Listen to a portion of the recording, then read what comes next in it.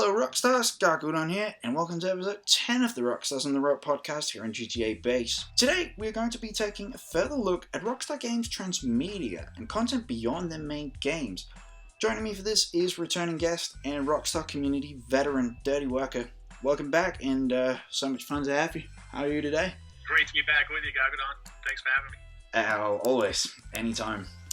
So, let's just dive right into this. So, first, I think we should talk a little bit about existing Rockstar Transmedia, which is an interesting topic, considering that compared to other game companies, Rockstar have never really been the big ones for, like, stuff beyond the games to build upon the games, if that makes sense. Like, compared to, I want to say Ubisoft, who have a lot of times done, like, short films which kind of serve as a prequel to the games, or comic books that take place within that video game universe, if that makes sense. It does. I'm going to slightly disagree with you, though. Yeah? Because I think that Rockstar, in a lot of ways, pioneered a lot of the things that have become commonplace in gaming today in terms of crossover media. I mean, if you look at the radio stations in the game, just as an example, and the amount of real recording artists that they brought into the games, the talk radio stations, all the way through to things like having big name Hollywood stars like Ray Liotta, who unfortunately recently passed, doing voice acting in the games, all the way down to the little cartoons and that kind of thing that you can watch inside your apartment. I think Rockstar has been sort of very much engaged in transmedia within their games, within their own games. I mean, I always say that with all that stuff, since GTA 3, really, I would say properly is, Rockstar have basically shaped open world gaming the way it is everywhere today, whether that is Ubisoft or whether that is somebody else. When it comes to basically how like GTA laid the formula for what I want to call open world game that takes place in a big city. And you're definitely right that they pioneered so many of the things that when it comes to the stuff in the game that like you never thought that would be part of video gaming. Right. I think when I set the existing stuff, only thing I can think of that kind of like with the short films was the GTA San Andreas introduction, if you remember that. Vaguely. Yeah, it was kind of like, it was like this 20 minute short film. It was on some like PS2 deluxe editions back in the day or something. It kind of basically just introduced us to the different characters, where they were. Like, we got introduced to Grove Street, of course. We saw CJ in Liberty City. We got introduced to, what was their name? The Loco Syndicate in San Fierro and such. And I think Rosenberg getting out of rehab was in there as well. Kind of him taking the place as Mop Boss and Venturas. Well, not Mop Boss, Mop Lawyer it was.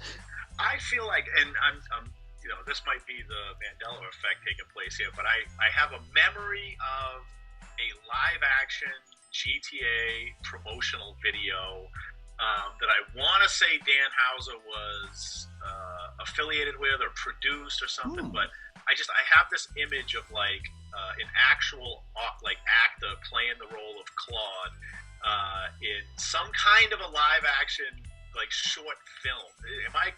Am I misremembering that? Did that actually happen? Was that actually affiliated with Rockstar, or was that somebody else? Like, I know there's been Max Payne, like, actual... Yeah, that probably could... The Claude thing rings no bells, but I didn't watch it, but it's popped up on my feed a couple times.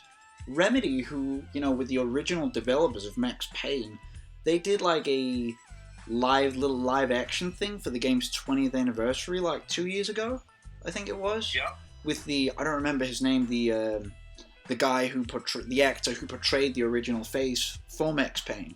Right. Yeah, there was. I know there was a like there have certainly It been might be that. like indie films made based on Max Payne, and I know I watched one of them. And I know there was another that was in production that I don't think they ever released, but there was even a whole feature film, if you remember, if you've ever watched that with Mark Wahlberg. It was not right, that was that great, to be honest. Yeah, sure. But that's the thing. That was like at a time when Rockstar wasn't fully like affiliated with Max Payne, at least in the eye of the public. It was still very much Remedy's thing at the time, and I mean, when was it led there? Like, it was there in the mid-00s that Rockstar acquired Max Payne, wasn't it? Yeah, something like that. And then they acquired.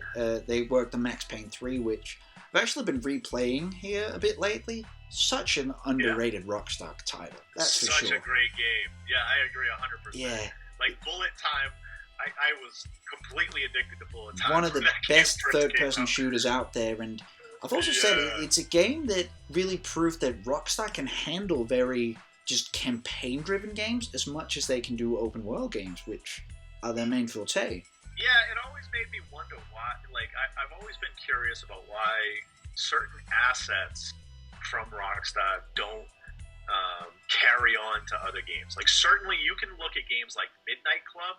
Like, if you've ever played Midnight Club LA, and then you go play GTA 5, and you see how many of the assets from Midnight Club were literally just copied and pasted over, and then they just put new skins on it. Like, the roads, like, if you can drive around in Midnight Club and know your way around, you can know your way around Los Santos. Of course.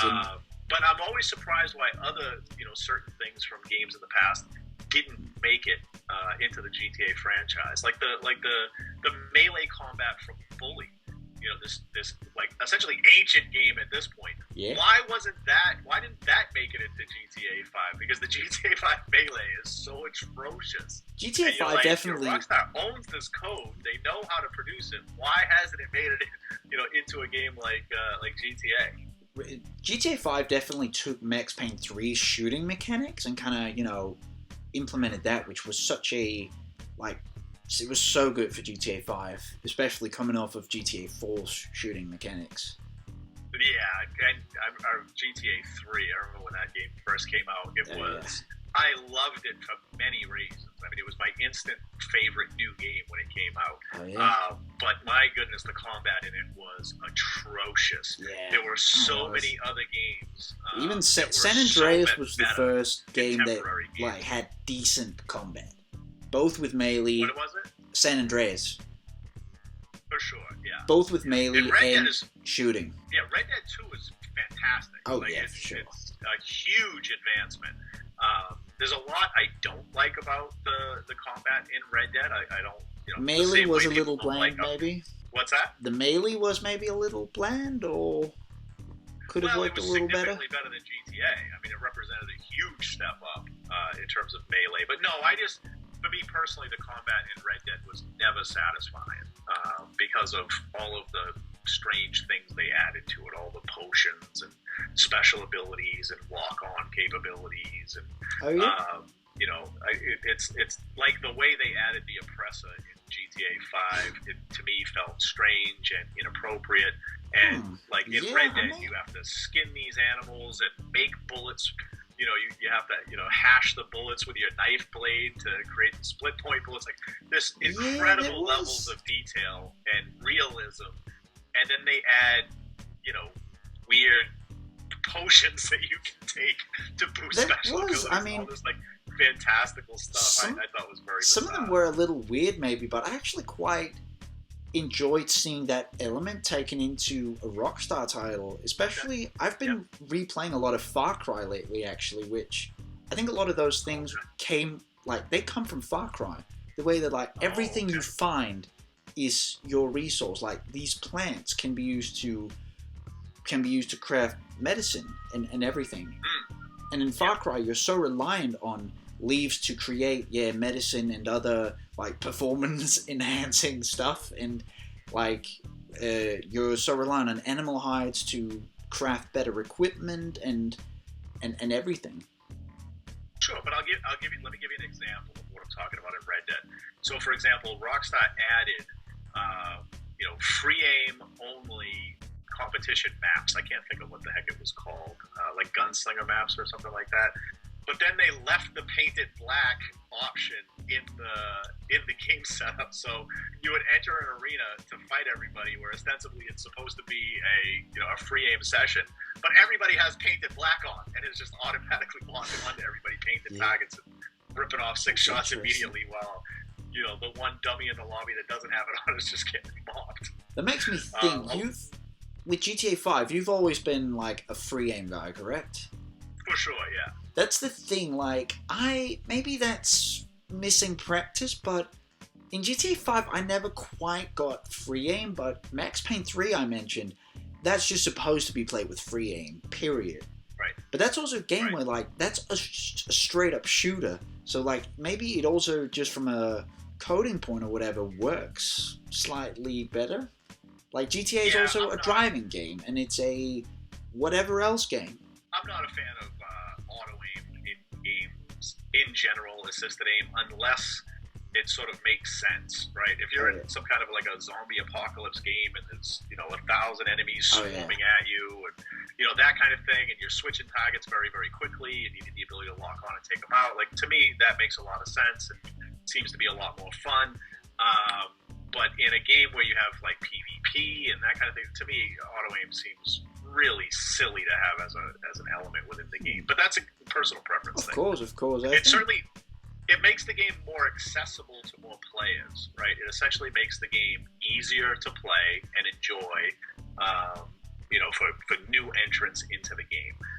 But again, for myself personally, I like difficulty in a game. I like a game to be challenging, because then the wins are that much more satisfying. And I think if you look at a game like Elden Ring, which I'm actually playing right now as we speak, I think it's a perfect example of how it's the game of the year. It's won more Game of the Year awards than any other game in history, and anybody who plays it will tell you that it is absolutely brutal. It's brutally difficult.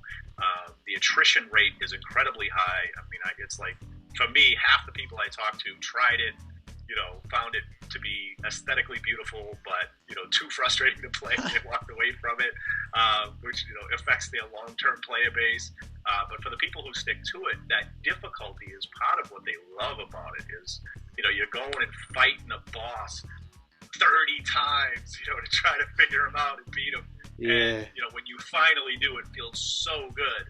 Versus, later in the game when, you've beaten the game and your strength levels are up, and you just kind of like walk through the same boss that you agonized over previously. There's nowhere near the same level of satisfaction. So for me, again, I think personally for myself, and I think actually for a lot of, sort of serious gamers, if you will, if that's a thing, difficulty is its own reward, right? Because it allows you to overcome challenges. That always feels better than knocking out something that's easy. In Max Payne 3 there too, I think, it's, if you go, there's 5 difficulties in total, and if hard or higher, you actually don't get any like achievements for completing it on that difficulty unless you do it with free aim. And there's also so many other achievements like related to specific sections of the game, like kill these and that during this bullet time sequence. You only get it if you do it with free aim.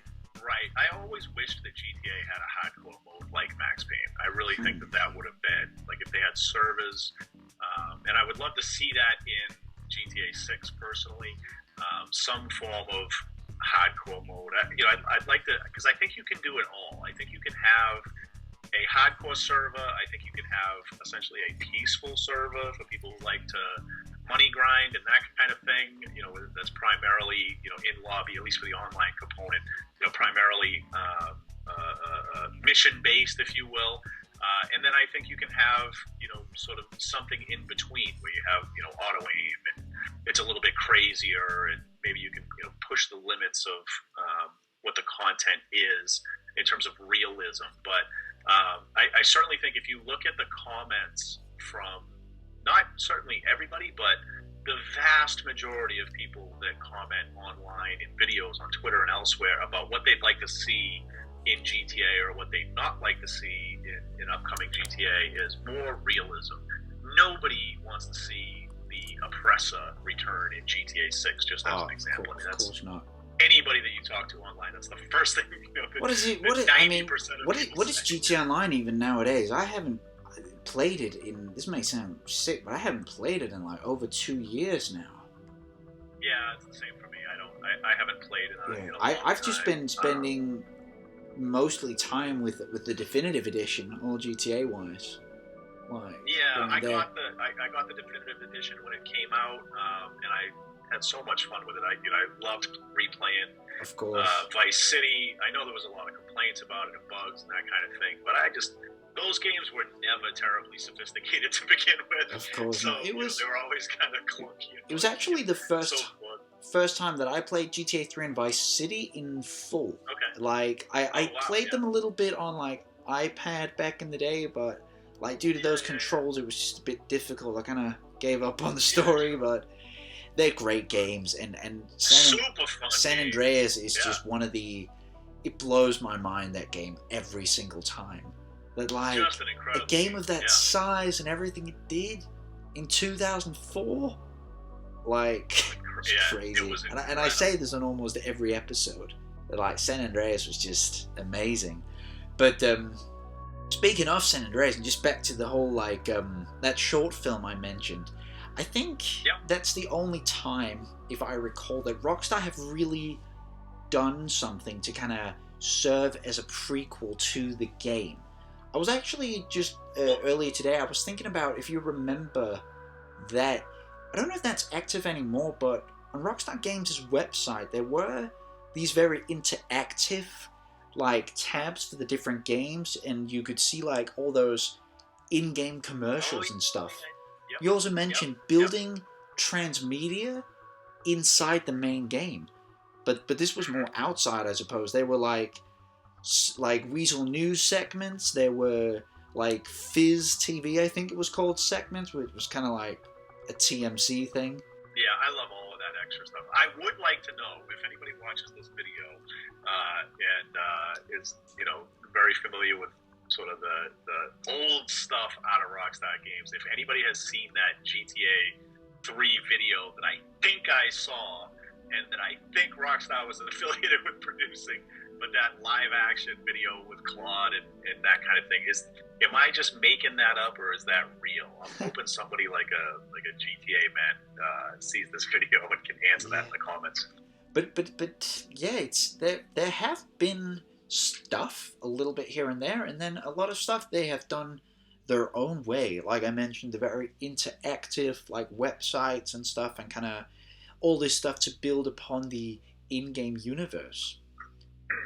Right. I think it's also from game to game. Like it's more with like some of the newer GTA games than it is, for example, Red Dead, which is very much just the game itself. Yeah, I think that some of the things that are really interesting is, Rockstar does take a lot of the stuff from the games and bring it into the real world. So, like, I'm thinking of Barkin' Dog. What's the company that produced the Red Dead clothing? I can't think of the name of them offhand. I'm not sure. Barkin' something. Anyway, they produced like a whole clothing line from Red Dead. I know when I visited Rockstar in New York, they gave me a bag that contained like that's cool. I think I remember the shirt that. Remember that actually? I saw this very formal clothing company who'd made like Arthur's jacket and stuff. Yeah, I remember seeing that once. Yeah, that's so cool. They gave me the jacket. They gave me a shirt. That's so like cool. A whole duffel bag. And it's super high quality. Like it's really nice stuff. That's so cool. That's definitely not something I would call transmedia by any means, but it's something based upon. It's kind of like, I don't know, having a lightsaber replica or something. But if you think of clothing as an art form in itself, sort of a creative medium, the fashion, for example, it almost qualifies as transmedia in that it's producing your art or extending your art into a different medium than electronic form. Of course, right? Of course. I think that, like, speaking of Red Dead, I think if there was a Rockstar franchise that would work really well for being built upon outside the games, it would absolutely be Red Dead. Just like Yeah, considering for there's more than adventure type narrative to that than there is, for example, with like GTA. Yeah, for sure. I'll tell you one thing. I tweeted this years and years and years ago, and I'm still stuck on it. Oh yeah. I really, truly believe Rockstar should create a hotel and casino experience in Las Vegas. Oh. I think yeah. there is so much opportunity for them to create, essentially an adult theme park around their gaming titles, Oh where yeah. they could host musical events through, Circo Loco Productions and that kind of thing. It's good you mention that They could because produce clothing. it's good you mention that because in recent years, with like the ever-growing success of GTA Online, Rockstar as a company have like gone into territories that like we never thought. Music, for example, you mentioned. Yeah. Like they've expanded so much. Yeah, I think that one of the cool things about Rockstar, it can be certainly frustrating to fans who want a new GTA, for example, or wanted Red Dead to be, Red Dead Online to be more than ultimately it was. I think that the expansions into other business ventures and media can be frustrating at times. But one thing that I find cool as a person who has worked for a lot of different companies and that kind of thing is Rockstar definitely pursues passion projects in a way that a lot of other companies don't seem to, and they seem to do it in things that are not necessarily natural, brand line extensions. So, for example, the Red Hook Crit, the bicycle race that they I was just thinking about that. For many years, yeah. that, how does bicycle racing, in any way have anything to do with video gaming in general, or even specifically their gaming franchise activities? It's sort of a weird thing for them to be engaged in, but they threw a lot of time and energy and resources behind it.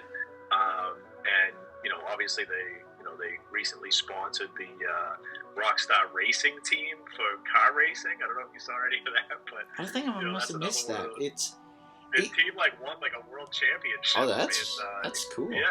That's awesome. Yeah, I forget what specific class it was, but yeah, their devs got together and wanted to build a race car and race it in an international competition. And after, I forget what it is, 5 or 10 years, they won like a world championship in racing. And again, it's just one of those passion projects that a company like Rockstar pursues.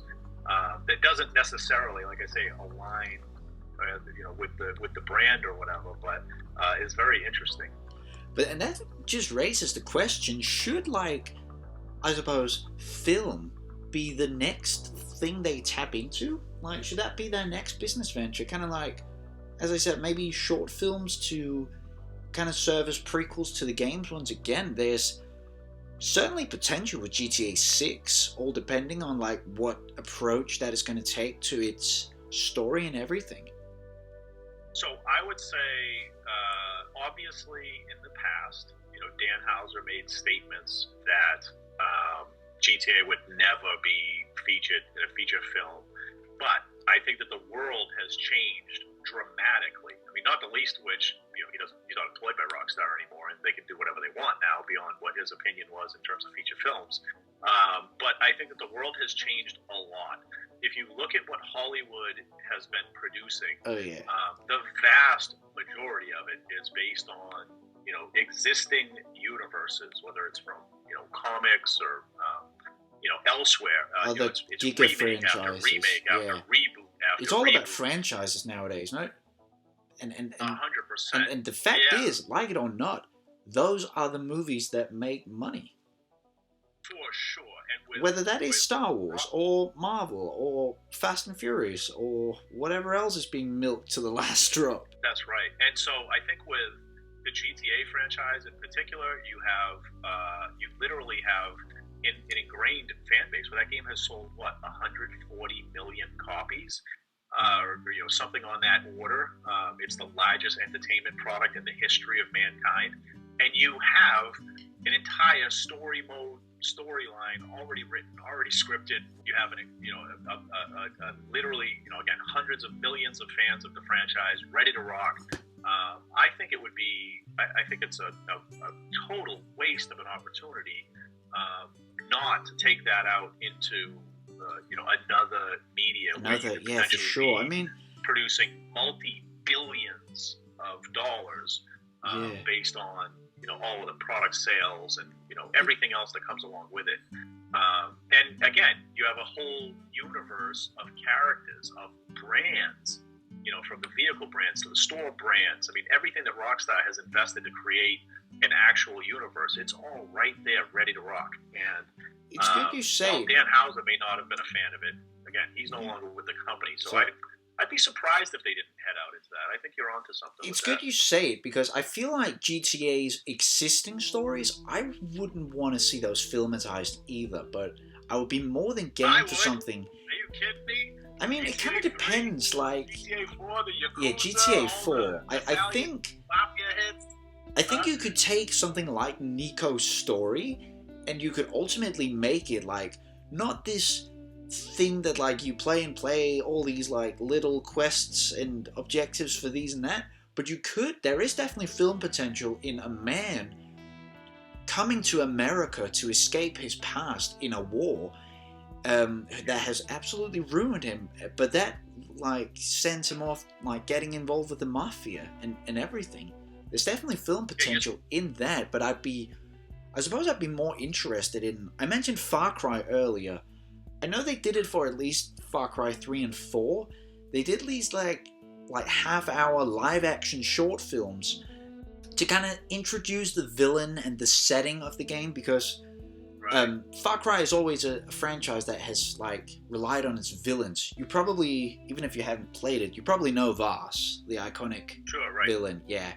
The actor there, Michael Mando, I mean, he sent in a demo for the character, and Ubisoft completely rewrote the character based on his demo.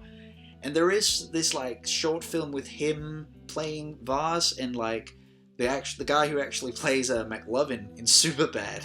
Like, he's out on this island doing this documentary, and suddenly they get captured by pirates and everything, and that kind of, sets up the villain, and that like short film kind of ends where the game then begins. Something like that for, let's say, GTA 6. Yeah, you have the architecture, right? Yeah. The framework is there. And then how you flesh it out, obviously it can be part of the creative process, but we've certainly seen some very successful, adaptations to the screen. Look at The Last of Us. Yeah, I was just thinking that's very recent, and that kind of breaks I guess the whole video game adaptation curse, I suppose. Right. And I've even seen in the wake of that, people... We wouldn't be the first people to think of this. I'm sure there's people at Rockstar looking at that and going... Dead? Yeah. We have... Red Dead is ready, right? There has been about GTA. So many, like, fan suggestions, just like, I want to see Red Dead, like, made into a series, like, right now. And 100%. It could work, but... It's ready. It is, like... It's totally ready. GTA, you got maybe 50% of the story there. Red Dead, it's 100% there. Like, Red Dead is ready to rock. Of course, I suppose it could be, and just convert that to a movie. And that could, as you said, modern Hollywood. That could also be a return to the classic, like just a good old fashioned like Western show or something. Marston. Yeah. Yeah, it could be. Just like back in the 50s or whenever Western films was like were big. Yeah, I honestly think it's only a matter of when, not if. Like, I think that there's just too much of a revenue opportunity there. They've invested too much in the establishment of the creative characters and storylines, again, in brands and environments and everything else. Like, why wouldn't you take that and adapt it to, again, either an episodic series for a Netflix or Prime, or a feature-length film? It seems to me like, again, I don't think it's a novel idea. I don't think it's anything new that we're thinking up in this discussion. I'm sure they've talked about it. I've already seen so many other fans suggest it and talk about the idea of it. And also, as I said with Red Dead, that's like the Rockstar franchise that has the most so ready to go. narrative to it that, like, if it was, you could also do like a Red Dead like show that isn't based on the games, but actually serves as like a prequel or like stuff in between. Either if that is with characters we know or not, but if anything, it sets up events we see in the games. For example, we could see the Blackwater Massacre. Like, that would be where we see how that actually went down. For sure. Like, the thing that sends the gang into spiral, but we never actually saw what happened. We just hear about it. Yeah, why wouldn't you want to go see that? And that could actually be something that would work better on film compared to something that you would play. Really see the disaster and the Dutch shooting that girl in the head or whatever it was. Right. What, I mean, if you were to take all of the cutscenes, just the cutscenes, out of Red Dead and add them up together, I mean, how many minutes of cutscenes do you think there are? I mean, is there a 2-hour feature? Has anybody done that? Just taken literally the cutscenes and just spliced them into People one do movie? that with a lot of games. Yeah? Yeah, most definitely.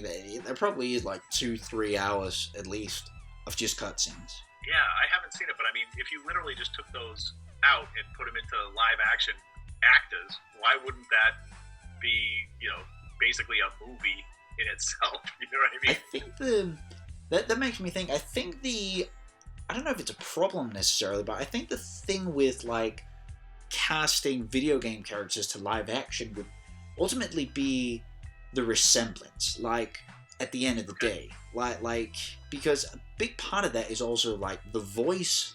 It's just voice acting, but that voice defines the character. Oh, yeah. Like, I wouldn't see anybody other than Rob Whittoff play John Marston, and he looks very different from John. Oh, I see what you mean. Yeah. If I that know makes what you mean. any sense. Yeah, I know what. For sure.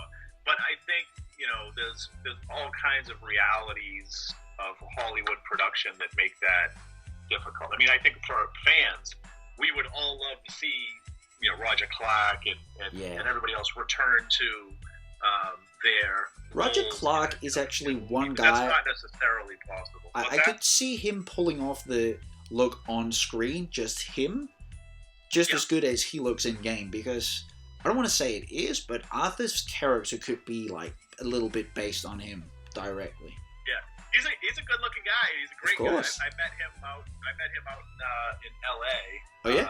With Callie Vernoff. Yeah, wicked nice guy, super nice guy, and I was walking down the hallway in E3 and with a friend of mine, and like literally I was saying to her, I'm like, hey, this let's go see if there's anything to do with Red Dead here, and she's like, that's Roger Clark right there, and we're like I pulled up a tweet from him saying he's at E3, and she goes, literally as I'm like showing her the tweet and saying we should go try to find see if there's anything about Red Dead here. She looks and points and goes, that's Roger Clark right there. And it wasn't Callie Vernoff he was with. He was with oh my gosh, I can't remember her name offhand. She was gorgeous. But they were both lovely. They were both really accommodating, and like, we got pictures with them and all of that. It was great. It was really nice. That's such a super chill. Cool story. Yeah, they were great. But yeah, there is 100% like, it is very likely at this point maybe we'll see some kind of Red Dead. We're going to see that universe, even if it's only just 2 games, we're going to see that universe build upon eventually. And as I said, it's even something that could hypothetically work with something like comic books maybe. Like, just a good old-fashioned Western story. Yeah, for sure. I'm surprised fans haven't done that. That could be a cool fan creation. They haven't maybe just like self-published it. They're probably concerned with Take-Two lawyers coming out for trademark infringement or something. It is just like there has been at this point different franchises that have kind of done comic books, like Assassin's Creed, that I'm also quite a fan of, have done that. Life is Strange, that I'm also quite a big fan of, has done that too. So that format exists out there. Yeah, it's interesting to me again that you have gaming companies do it. The model exists. I'm surprised that you see Rockstar pursue things like, again, Circle Logo Records, the Red Hook Crit, these other activities that don't necessarily reinforce and strengthen the whole gaming universe, but are really divergent from that. I mean, maybe Circo Loco has a tie-in with, you know, the musical talent that they've always had within the games and that kind of thing, and maybe they're trying to attract and cultivate artists for the game, but it very much feels like a separate thing to me. Maybe it'll be different in GTA 6. Maybe. But I'm surprised that they don't do more of that merchandising, you know, brand line extensions with the existing assets that they have, because they have so much IP. They have just so much they've invested in developing and creating these worlds and characters and storylines. I'm surprised they don't do more with that as, you know, their passion projects. Maybe they're just sick of it. Maybe they just put so much in the office. They want to do something new and different, and they, you know, they're rock stars, and they just want to, you know, play to their own, march to their own tune. I don't know, but to me, I've always found that to be kind of curious. There's 100% potential for like just Rockstar, whether that is with Red Dead or another franchise, tapping into film territory. And yeah, I think it's a matter of when, not if. I think that they will do it. I'd be shocked if they didn't, quite frankly. We'll have to see how everything plays out, and if anything we'll do with GTA 6, because even if it's not fully announced yet, I have said the day that GTA 6 is officially announced, the internet will break. Like the worldwide service will collapse. It's going to be the biggest thing ever. I'll tell you, I personally find it. I got to be careful, because if I go too deep on this, I'm going to make a lot of people angry. But like, I was disgusted with the GTA 6 leaks. Myself, I can't stand leaks. That was a little. I don't like spoilers. You know what I mean? I really hate it. It was nice.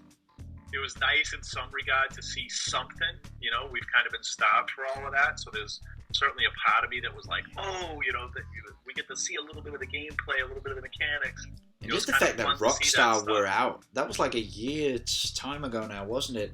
The fact that Rockstar were out and said, we are working on cleaning this up, that just proves, for all it is, that it was real. Oh, 100%. Yeah, that like we know it's coming, and I mean, I've said that like maybe I don't want to like get my hopes up, but it could be this year we'll get an official announcement, and when that happens, the internet is going to break. For sure. And so GTA 6, not only just as a game, but also just as like a pop culture landmark, it's going to be the biggest thing ever. So they want. It would surprise me if they don't want to try and advertise the game and build upon the game in every way imaginable. So something like short films or stuff to kind of. I think that was. I don't want to call myself a big fan, but I did play a little Halo back in the day. It was up to the release of Halo 4. They did this online short series thing, Forward Unto Dawn. There would be like a little 10-minute part every week, like the last 5 weeks leading up to release of the game, and that sets up like one of the big characters in that game. Something like that could get the hype going when the time comes, when Rockstar's ready, it's going to be the biggest media blitz we've ever seen. I mean, I think they'll have an incredible launch for it. Oh, yeah. I mean, that's my guess. I don't know. It's going to make $2 billion on launch day, and yeah. I don't think they'll spare any expense or I think it'll be anything. They're going to literally all they need to do is tweet one number. Yeah. I mean, if they literally just hashtag VI. That's all. Yeah. Like everybody is gonna like obviously go wild. Yeah. It'll be the only thing anybody's talking about, at least in media. Yeah, it's gonna be crazy, and they definitely. That could also be part of why it's like taken so long. Maybe the whole marketing process has just been a thing on its own. Like, and they've put so much money into it, or it'll be interesting to see the level of readiness that they launch at, because like obviously with Red Dead they did that whole weird like beta, it's not really ready launch Red thing, Dead Online, that was and I I'll be surprised to see if they do that with 6. That would be obviously very disappointing. Speaking of, right? GTA Online wasn't really ready to go on that launch day, I suppose. Back then it took me like 3 days to even like get to the intro. Like that intro race with Lamar, just because the servers were... Anybody who was able to get on day one, they were so lucky. Like imagine if all the people that did like the walkthroughs and stuff, like imagine if they had to wait 3-4 days. Bro, I remember leaving my PlayStation on for like a week because I didn't want to get kicked out of the server. You know what I'm saying? Because it was such a pain in the ass. And even when I had got on, there was several times when it wouldn't save. And I had like gone up 2 ranks, and next day, I'm gonna have to do all that again. Right. And then they did the stimulus package and gave everybody $500,000 as excuse. Yeah. That was quite cool, well, though. Back then, $500,000 was real money.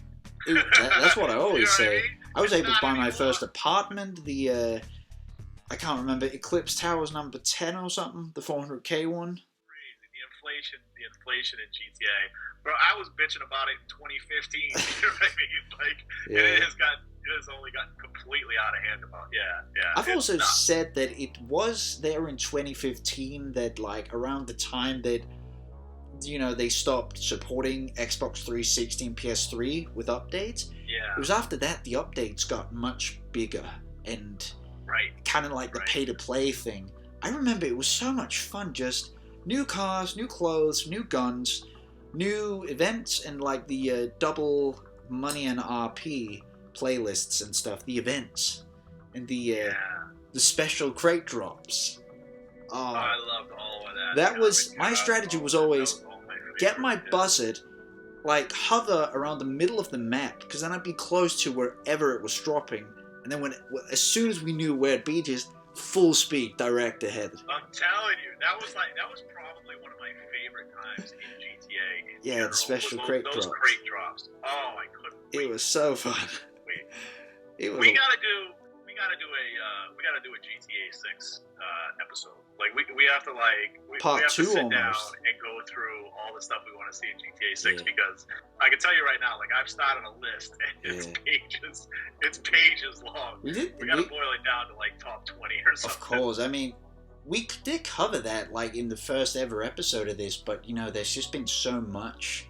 I'm telling you, whenever the official announcement is made or something, we'll hop on like instantly. 5-episode series. Yeah. We want to see in GTA 6. Because it's gonna be nuts, and we'll have to see how everything plays out. But I also think, as I said, if a game like that wants to do like a little short film thing leading up to it, it depends on what approach it wants to take with its story. I think I read something yesterday, I can't remember who said it, like somebody from Take-Two.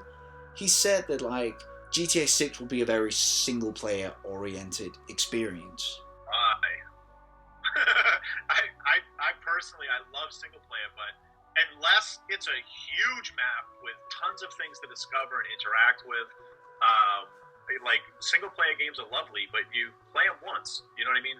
If there's not a replay factor, if we waited 10 years for a game that you're going to play, beat, and put away, that would be one of the biggest tragedies in gaming history. You know what I'm saying? Like, it is few games that like unless it's because there's something to push me, like let's say achievements and gamer score, it's very rare that I will replay a single player game just because of the... I mean, it'll happen with GTA 5 and 4 and like Red Dead 2 and Assassin's Creed 4 Black Flag and such, but other than that, it's very few games that are able to just like really hit the mark like that. It would be a tragedy if we waited 10 years for a game that we play once and put away. You know what I'm saying? Sure. Like that would be atrocious. For sure. I mean, so I hope there is a really compelling story component. And again, I'd be shocked if there wasn't, because that's where their long money comes from. Of you know course, what I'm saying? It's their main source of income almost. Yeah. But yeah, so it depends. Like that statement of it being heavily single player focused, I guess, is it heavily single player focused in the online element? You know, because there is character progression and that kind of thing, skill progression, item acquisition progression. Like, you know, there's a lot of between heists and the businesses that you can operate in the current GTA Online. If that's what they mean by single player progression and not having to necessarily rely on other players to feel satisfied playing online, then cool. But yeah, if they're not going to invest heavily in a robust online element, I'd be surprised. We'll have to see how it all plays out. But as you said, all of that is almost best saved for like a GTA 6 Part 2 episode or something. For sure, we gotta do it. It's gonna be interesting. Just quickly though, like what it wants to do story-wise, because I said before, GTA 4 on that aspect, did something that you never really thought the franchise could do. Like such a dark and story that felt very human, that felt very real. How many people cried at the end of Red Dead? Like literally cried. I actually didn't. If that is shock, I think it's also because I don't know. When Arthur's story ends, that's only the partial end. That maybe that's another part of it. Yes, it's sad and it's like, but it's more. It's more what just happened. Was the first time I played, I was like, is he dead? No way he's dead. Rockstar aren't pulling this on me a second time. That I'm switching up the character I'm playing as. I'm gonna lose gamer street cred by admitting to the fact that I never even played through the John Marston second phase. What? I never even finished it. Like I started it, I think I got through the cutscenes, but I never even bothered to go through it all. That was a good segment though. It was alright. Like some of the missions were very good, others were kind of like just we are nearing the end. But it was good, like see everybody like back again after 8 years, and that's basically just setting up Red Dead Redemption, like the original game. There was a lot of cool like fan service moments, like when he puts on his like iconic clothes and all that stuff. Like when they're building the farm on Beach's Hope and all that stuff. That reminds me. That just it reminds me that I have a reason to log back onto that game again. Oh yeah, it's kind of extend the life of it a little. That's the thing with Red Dead 2. It's like it's one of those games that it's so easy to get lost in. Like, oh yeah, I'll just do this half an hour, explore a little. Oh, 3 hours went by. Okay, like exploring but a section of the map. Yeah, that's what I mean about the replayability, right? Yeah. Games like Red Dead have done a phenomenal job in that. Elden Ring, like I said, that I'm playing right now, has done a phenomenal job in that because they have these huge maps where 360 degrees, any direction you look in, there is something for you to go do, whether it's to go pick a plant or go fight an enemy or go do a side quest. There's just so much replayability. So, like Elden Ring, after a year, I beat the game once, played it a bunch, but never really got back in and tried to redo it again. And since then, recently, again, a year after beating the game, I decided I want to go in and platinum it. So there's multiple endings in that game. I think there's at least 6 or 7. There's 3 that are required for the platinum trophy.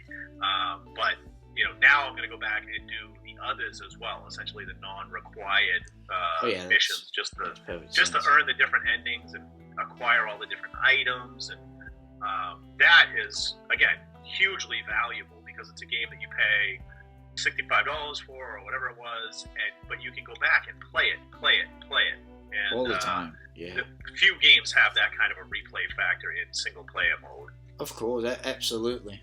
It is few games that really that you want to come back to just for the fun of it. I definitely know that feeling.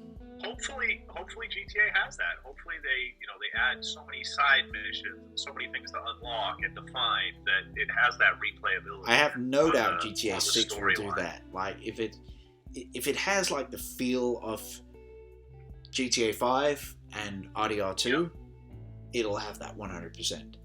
Right. Well, right though. I was just thinking, is there anything like on the whole Rockstar beyond their main games things we've missed, and like the existing stuff and stuff that could be cool to see going forward? I think we've talked about movies. We've talked about I think we've covered it all because this is a topic where it's more what can happen rather than what is there. Because, as I said, like just in terms of what's actually outside the games, supplementing the games, there isn't a whole lot. Like there is like a little bit to kind of as you said, more build upon the universe in the game itself, but just narratively, the only thing I can really think of there is that GTA San Andreas introduction short film from like 20 years ago almost. Yeah, it feels like there are endless possibilities, and I certainly hope we get to see them. But then, of course, and as I said, that short film really just like it ended where the game starts. Like the Green Saber does a drive-by on Grove Street, killing CJ and Sweet's mom, and Sweet calling CJ, "Mom's dead, bro. You gotta come home." Mm-hmm. And next thing you know, we know the game. Is there anything else though you think we should cover here towards the end? No, I think we've been at this for over an hour, and that's plenty. If anybody made it this far, we should thank them very sincerely for taking so much time out of their day. Of course. As I said, if you didn't listen to this but sped it up, that's cool. That's how I listen to podcasts myself anyway. So, yeah. Then I just want to thank you all for listening to this episode, and I hope you enjoyed it. Stay up to date on everything that's happening here on GTABase and more things Rockstar. Links to everyone's social media pages are down below. And finally, more episodes will be coming sooner than later. Keep an eye out. And once again, I just hope to see you all for the future episodes. And till then, stay safe and keep the community what it is. And of course, thanks to Mr. Worker for joining me. So much fun, and this was great fun. Yeah, we gotta do another one before too long when we know more about GTA 6 or let's get it when we feel like it's coming closer. And that sums it up for this episode. Stay safe and thanks everyone. See you later, Rockstars. Keep on rocking.